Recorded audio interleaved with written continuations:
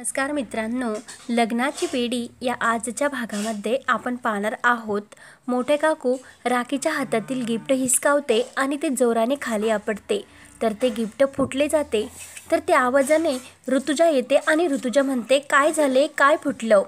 तर राखी ते गिफ्ट फुटलेले पाहून खूप नाराज होते आणि आई, तू माझे गिफ्ट का फोडले, असे मोठ्या काकूंना विचारते। तेव्हा मोठ्या काकू म्हणते, तू जे लग्नाची स्वप्न जर बघते ना, ते सुद्धा अशीच या गिफ्टसारखी तुटणार आहे। तेव्हा तू अशी फालतू स्वप्न बघण्यामध्ये हरवून जाऊ नको, असे ती राखीला म्हणत असते। त्यानंतर इकडे योगेश राघवला सांगत असतो, राघव, मी काही चुकीचं करत नाही, आत्ता फक्त मला राखीचा विचार करायचा।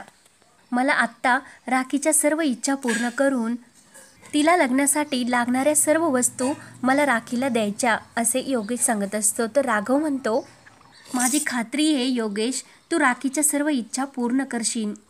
तर योगेश म्हणतो, अरे राघव, मी गुरुजींना भेटलो आणि त्यांना सांगितले लवकरात लवकर लग्नाचा मुहूर्त काढून द्या।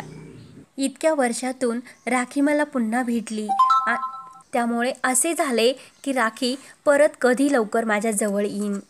तर राघव योगेशला म्हणतो, इथून पुढे तुमचे दोघांचे स्वप्न पूर्ण करण्यासाठी माझा पूर्ण पाठिंबा तुम्हाला राहील।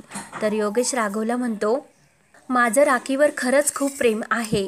तर राघव म्हणतो, तुझे हे प्रेम पाहून मला खरंच खूप छान वाटते आणि राखीताई आणि तू अगोदरच एकत्र आले असते तर राखीताईची ही अशी अवस्था झाली नसती योगेश।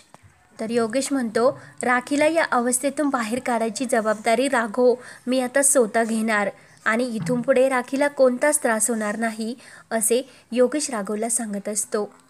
तर योगेशचे बोलणे ऐकून राघव खूप खुश होतो। त्यानंतर इकडे रत्नाकर योगेशने पाठवलेली राखीसाठी साडी फेकून देतो। तर ते फेकलेले दागिने आणि साडी पाहून राखी, राजश्री आणि यांना सिंधू यांना खूप वाईट वाटत असते। तर राखी रडतच रत्नाकरला म्हणते, काका, तुम्ही का माझ्या नवऱ्याने इतक्या प्रेमाने माझ्यासाठी हे गिफ्ट पाठवले आणि तुम्ही का ते फेकून दिले, असे विचारत असते आणि तुम्ही सर्वजण खूपच वाईट आहात, असे बोलून राखी ते गिफ्ट उचलण्यासाठी जाते। तर राखीच्या हातामध्ये त्या गिफ्टची काच घुसते, तर राखी रडत असते। तर सिंधू राखीला समजावते आणि राखीताई, तुम्ही हे सर्व उचलायचे नाही, म्हणून राखीच्या हातातील ती काच काढून घेते। तर राखीच्या हातातून खूप रक्त येत असते। तर ते पाहून राजश्री यांना खूप वाईट वाटत असते।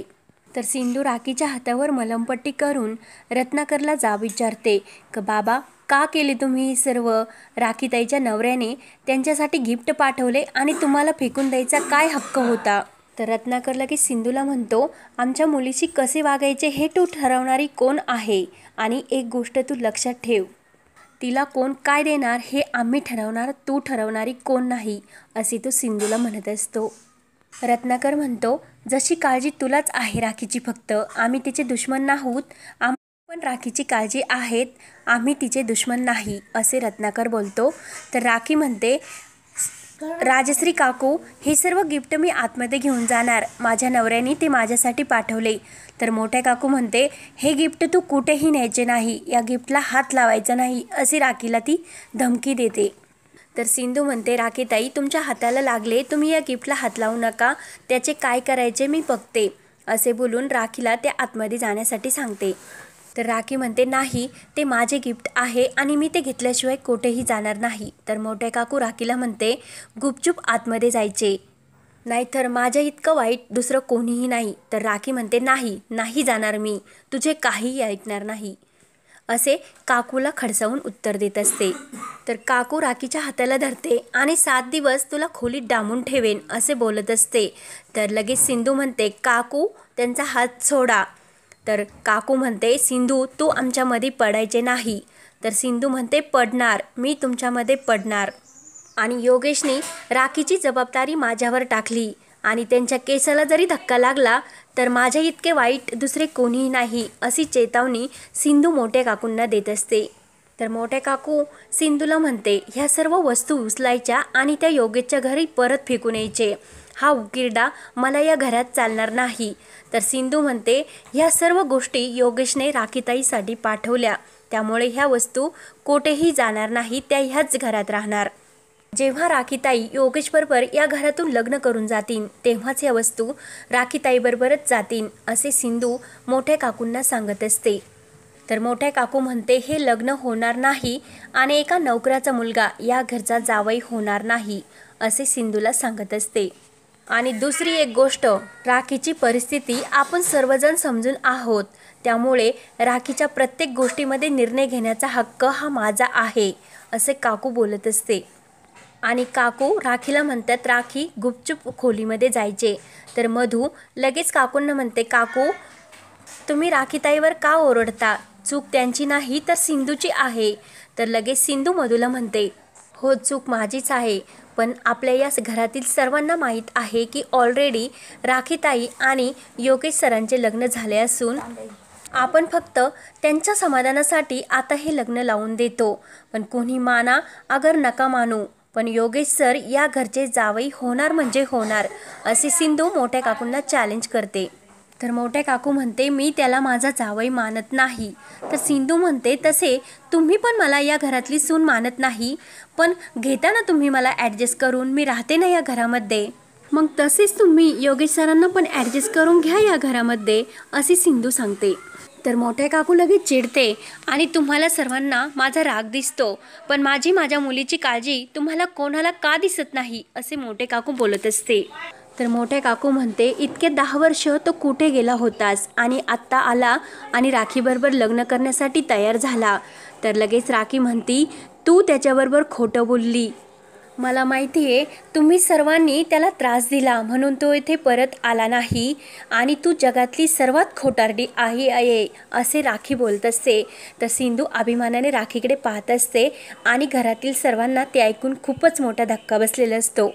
आणि आत्ता येऊन त्याने माझ्यासाठी हे गिफ्ट पाठवले आणि हे सर्व गिफ्ट मी माझ्याकडेच ठेवणार, तू कितीही मला धमकावलं तरी चालेल पण मी हे गिफ्ट माझ्याकडेच ठेवणार.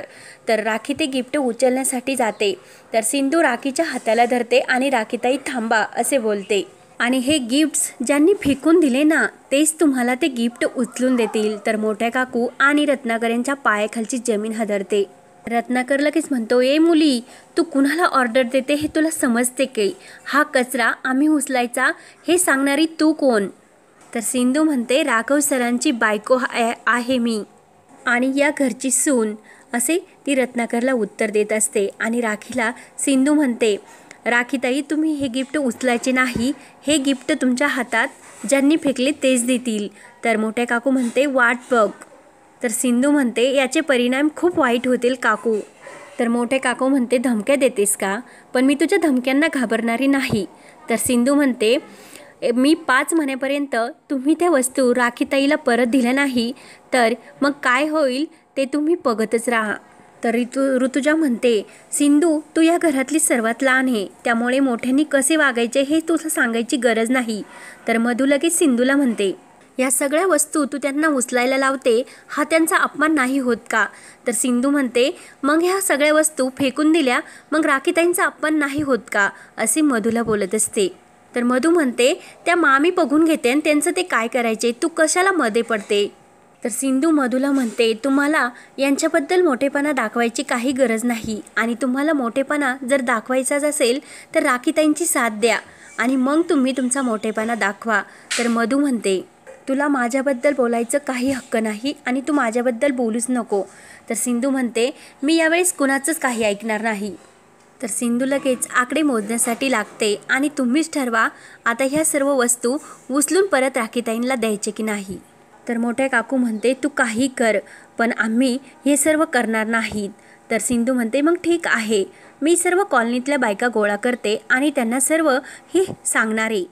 ह्या काकू योगेशचं आणि राखीताईंचं लग्न होऊन देत नाही, मग तुम्ही बघा तुमच्या आबरूचं काय होते ते, आणि मी जे बोलते ते करून दाखवते हे तुम्हाला चांगलंच माहीत आहे असं मोठ्या काकूंना सांगते. तर राजश्री त्या वस्तू उचलण्यासाठी लागते आणि सिंधू जाऊन दे, तू कशाला त्यांच्या उगाच नादी लागते, मी उचलते बाळा. तर सिंधू म्हणते नाही आई थांबा आणि सिंधू आकडे मोजण्यासाठी लागते 1 2 3. तर मोठ्या काकू म्हणते सासू सासऱ्यांना धमकी देताना तुला लाज नाही वाटत का सिंधू. तर सिंधू म्हणते काकू मी धमकी देत नाही. तर मोठ्या काकू म्हणते तुला जे काही करायचे आणि जे काही सांगायचे तू जाऊन सांग, पण आम्ही ह्या वस्तू उचलणार नाही, असे ते सिंधूला म्हणत असतात. तर राजश्री आणि मधू मोठ्या काकूंना म्हणतात, काकू लवकरात लवकर काहीतरी करा, नाहीतर ही सर्व राघवला जाऊन सांगेन आणि राघव आपल्यावर खूप चिडेन. तर सिंधू लगेच म्हणते, मधुताई तुम्ही राघव सरांबद्दल काही म्हटले का? आणि राघव सर आणि तुम्ही बेस्ट फ्रेंड आहात, पण जेवढे तुम्ही दिवसभरात राघव सरांचे नाव घेता ना, तितके नाव तुम्ही तुमच्या नवऱ्याचे सुद्धा घेत नाही. तर ऋतुजा लगेच गालात हसत असते. तर राखी म्हणते, राणी तू सतत राघवच्या मागे राघव राघव असे का बोलत असते? राघव ना माझ्या फ्रेंडचा नवरा आहे, तुझा नाही तो नवरा. तू तुझ्या राया नवऱ्याचे नाव घेत जा ना. तर लगेच राजश्री म्हणते, राखी तू गप्प बस. तर लगेच मोठ्या काकू म्हणते, तिला का गप्प बसवते? तुझ्या सुनेला गप्प कर, तिने आम्हाला या घरातील कचरा उचलण्यासाठी सांगला. तर रत्नाकर म्हणतो, म्हणून ते काही, पण आता आम्ही इलाच घराबाहेर काढणार. असे सर्वांसमोर हा भाग येथे संपतो.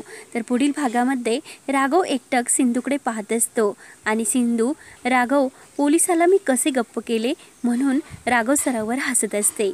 तर मित्रांनो, तुम्हाला हा भाग कसा वाटला कमेंट्समध्ये नक्की कळवा आणि मराठी रंग 2 या चॅनलला नक्की सबस्क्राईब करा.